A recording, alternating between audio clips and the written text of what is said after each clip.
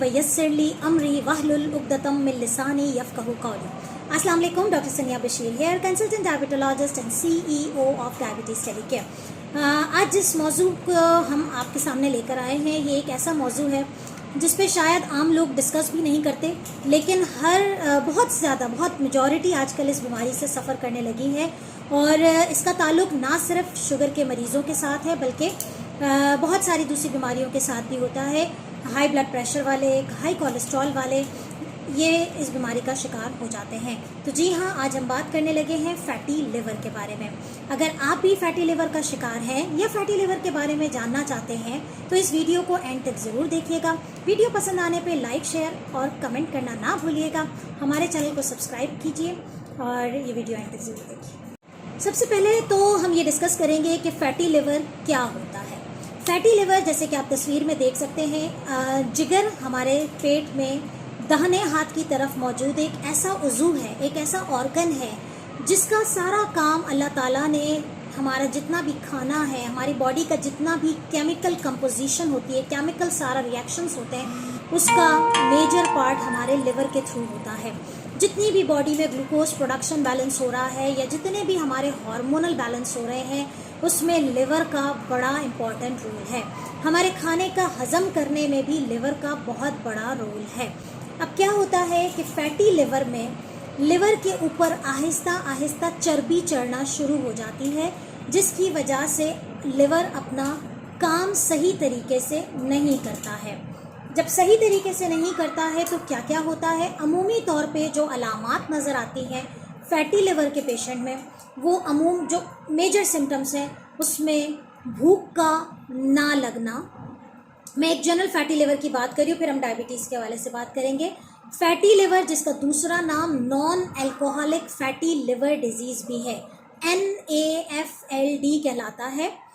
ये इसमें जो सिम्टम्स नज़र आते हैं वो यूजुअली ये होता है कि भूख का ना लगना, थोड़ा सा खा के पेट का भर जाना, खाना खाने की तलब ना होना, पेट में ऊपर के हिस्से की तरफ भारीपन का एहसास होना, बाज़ औक़ात खाना चूँकि जब खाया जाता है और वो जब हज़म नहीं होता तो डेफिनेटली वो फिर मैदे को भी इन्वॉल्व करता है और फिर मैदे के सिम्टम्स जिसमें एसिडिटी वगैरह की चीज़ें भी शामिल हो जाती हैं। तो इस तरह की कंप्लेंट्स फैटी लिवर की डायग्नोसिस में आ जाती हैं और क्वेश्चन मार्क लगता है कि ये शायद फैटी लिवर हो सकता है। अब बात करते हैं कि फैटी लिवर डायबिटिक पेशेंट में कैसे होता है, क्यों होता है और क्या इसकी कोई एहतियात भी है। डायबिटिक पेशेंट जो कि टाइप 2 डायबिटीज़ का शिकार है, यानी कि इंसुलिन रेजिस्टेंस का शिकार है, यानी कि मेटाबॉलिक सिंड्रोम का शिकार है। आप सबको पता है कि इंसुलिन रेजिस्टेंस डायबिटीज़ जो है is directly related with the high risk of high blood pressure, obesity and hyper cholesterolemia. यानी कि डायबिटिक पेशेंट जो कि हाई कोलेस्ट्रॉल के साथ है, साथ में ब्लड प्रेशर है या ओबेसिटी है, तो उनमें ज़्यादा चांसेस होते हैं फैटी लिवर होने के। ठीक है। अच्छा, एक सवाल जो मुझसे यहाँ पर मैं बताती चली जाऊँ, लोग मुझसे पूछते हैं कि वज़न बिल्कुल सही है, इसके बावजूद फैटी लिवर है, डायबिटिक पेशेंट है, बहुत ज़्यादा ओबीस नहीं है, लेकिन इसके बावजूद भी फैटी लिवर हो रहा है, तो क्यों हो रहा है?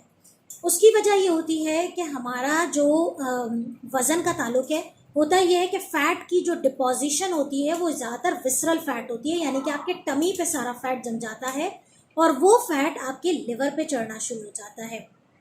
बाज़ औक़ात अगर एक पेशेंट ज़्यादातर सेडेंट्री लाइफस्टाइल गुजारता है और उसके फ़ैट की डिपोजिशन अंदर होना ज़्यादा शुरू हो जाती है, तो भी फैटी लिवर हो जाता है।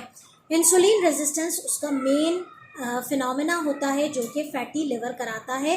ज़्यादातर ये फैटी लिवर अल्कोहलिक वाला होता है, लेकिन जो सिस्टमिक डिजीज़ के साथ है, डायबिटीज़ के साथ है, ब्लड प्रेशर के साथ है, कोलेस्ट्रॉल के साथ है, ओबेसिटी के साथ है, इसको non alcoholic fatty liver disease कहते हैं। नंबर 3 क्वेश्चन ये होता है कि इसकी डायग्नोसिस कैसे हो। तो इसकी डायग्नोसिस में 2 चीज़ें होती हैं। नंबर 1, तो हमने जब हिस्ट्री ले ली और हमें क्वेश्चन मार्क आ जाता है कि ये फैटी लिवर है, तो ऐसी सूरत हाल में अल्ट्रासाउंड होल एब्डोमेन करवाया जाता है। ऐसा अल्ट्रासाउंड जो कि निहारमू होता है और उसमें हम लिवर की कंडीशन को देख लेते हैं। अल्ट्रासाउंड में फैटी लिवर पे क्या चीज़ें आती है वो मैं फाइंडिंग आपको बाद में बताती हूँ। एक अल्ट्रासाउंड होता है, फिर दूसरा हम लिवर फंक्शन टेस्ट करवाते हैं, क्योंकि लिवर का मुतासर होने की वजह से जो लिवर के एंजाइम्स होते हैं उनको देखा जाता है कि लिवर जब काम नहीं करेगा उसमें डैमेजिंग होना शुरू हो जाती है, वो थोड़ा सड़ना शुरू हो जाता है। जिगर जब काम नहीं करेगा तो आहिस्ता आहिस्ता वो सड़ना शुरू होता है और उसके एंजाइम्स बढ़ना शुरू होते हैं, वो डैमेजिंग कंडीशन में आता है। तो उसके जो अंदर प्रोड्यूस होने वाले एंजाइम है वो काम नहीं करते और ब्लड में उनका लेवल बढ़ना शुरू होता है। तो हमें LFT में SGPT के लेवल यानी कि ALT या SGPT, डिफरेंट लैब उससे डिफरेंट तरीके से प्रेजेंट करती है, कहीं SGPT लिखा होता है, कहीं ALT लिखा होता है, तो वो राइज हो जाते हैं। तो ये कंफर्म हो जाता है, हिस्ट्री हमें मिल जाती है कि पेशेंट डायबिटिक है, साथ में इंसुलिन रेजिस्टेंस के साइन एंड सिम्टम्स मौजूद हैं, साथ में सिम्टम्स आ रहे हैं कि भूख नहीं लग रही है, थोड़ा सा खा के पेट भर जाता है। और फिर हम जब अल्ट्रासाउंड से और आपके LFTs यानी कि लिवर फंक्शन टेस्ट, खून का सिंपल सा टेस्ट होता है जो कि बगैर फास्टिंग के कराया जाता है और उसमें आपको डायग्नोसिस हो जाती है। Now will talk about ultrasound findings of fatty liver disease. Ultrasound में अमूमी तौर पे आपने देखा होगा कि अक्सर लिखा होता है कि ये ग्रेड 1 है या ग्रेड 2 है या ग्रेड 3 है। तो यहाँ आप देख सकते हैं कि फैटी लिवर की 4 स्टेजेस होती हैं। एक वो कि बिल्कुल ज़ीरो है, नो फैटी लिवर, कुछ भी नहीं आया, हम कहते हैं कि ग्रेड 0 फैटी लिवर है, कुछ भी नहीं है इसके अंदर। ग्रेड 1 में आपके पास आ जाता है कि लेस देन 33% फैटी लिवर हुआ है, यानी कि लिवर का लेस देन 33% जो है वो चिकनाई से भर गया है, चिकनाई उसके ऊपर डिपॉजिट हो गई है। इसके अलावा जो ग्रेड 3 होता है उसका मतलब है कि मोर 33 to 60% जो है वो आपका लिवर फैट डिपॉजिशन हो गई है उसके ऊपर। और ग्रेड 3 जो होता है वो सिरोसिस की स्टेज होती है कि जिसमें मोर देन 60% जो है वो फैट की डिपॉजिशन हो जाती है। अब सवाल ये है कि इसको मैनेज कैसे किया जाए। अमूमी तौर पे फैटी लिवर की कोई ट्रीटमेंट मेडिकेशन नहीं होती है। बाज़ औक़ात अगर बहुत ज़्यादा होता है तो हम कुछ मेडिकेशन देते हैं जो लिवर को कहना चाहिए कि लिवर के लिए प्रोटेक्टिव मेडिकेशन कहलाती है और वो हम देते हैं। लेकिन फैटी लिवर की जो ट्रीटमेंट है वो है हेल्दी लाइफस्टाइल। हेल्दी लाइफस्टाइल से मुराद ये है कि आपका इंसुलिन रेजिस्टेंस क्रिएट ही ना होने पाए प्रिवेंशन पे। और अगर इंसुलिन रेजिस्टेंस है तो हेल्दी लाइफस्टाइल क्या है कि आपने रोज़ाना 30 to 45 मिनट्स की वॉक करनी है। नंबर 2, आपने अपनी डाइट में वो तमाम चीज़ें एक्सक्लूड कर देनी है जो कि हम डायबिटिक के लिए बताते हैं कि आपने वो चीज़ें नहीं लेनी है और क्या चीज़ें लेनी है।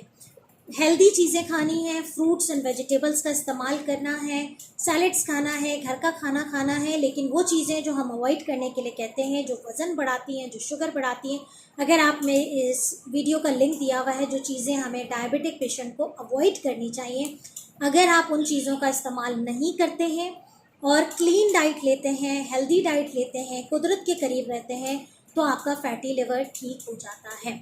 सवाल नंबर जो लास्ट सवाल आप लोगों की तरफ से आता है जी, तो एक सवाल जो आप लोगों की तरफ से मुझे रिसीव हुआ था कि क्या फैटी लिवर रिवर्सिबल है, यानी कि एक डायबिटिक पेशेंट जिसको फैटी लिवर हो गया तो क्या वो रिवर्सिबल है या नहीं। तो इस तस्वीर में आप देख सकते हैं कि अगर तो ग्रेड 1 और ग्रेड 2 पे है तो यस, अगर आप लाइफस्टाइल अच्छा रखते हो, अपनी डाइट क्लीन रखते हो, कोई जंक फूड नहीं है, कोई चीटिंग मील नहीं है, ऑयल एंड घी का इस्तेमाल नहीं है, हेल्दी लाइफ है, फिज़िकल एक्टिविटी है, वॉक बहुत ज़्यादा है, हर खाने की कंजम्पशन हो रही है, कैलोरिक कंजम्पशन हो रही है, कैलोरी बर्न कर रहे हैं, कैलोरी एहतियात से ले रहे हैं, तो यस दिस इज़ रिवर्सिबल। लेकिन अगर आपने स्टेज 3 पे पहुंच गए हैं तो दिस इज़ इरिवर्सिबल और फिर उसकी ट्रीटमेंट सिर्फ और सिर्फ लिवर ट्रांसप्लांटेशन होती है and this increase the risk of mortality. तो आई होप कि फैटी लिवर के हवाले से एक कंप्लीट पैकेज है। एंड अगर इसके बावजूद भी मैं कोई क्वेश्चन भूल गई हूँ या कोई ऐसी चीज़ है तो प्लीज़ मुझसे शेयर कीजिएगा, मैं सवाल का जवाब इंशाल्लाह कमेंट में दे दूँगी। अपना बहुत ख्याल रखिएगा, इस वीडियो को आगे बढ़ाइए। जो लोग शायद सवाल नहीं पूछ सकते, जो लोग शायद ग्रुप से अवेयर नहीं हैं, आप ये वीडियो उन तक पहुँचाइए और मुझे दुआओं में याद रखिए। अपना ख्याल रखिएगा। अल्लाह हाफ़िज़।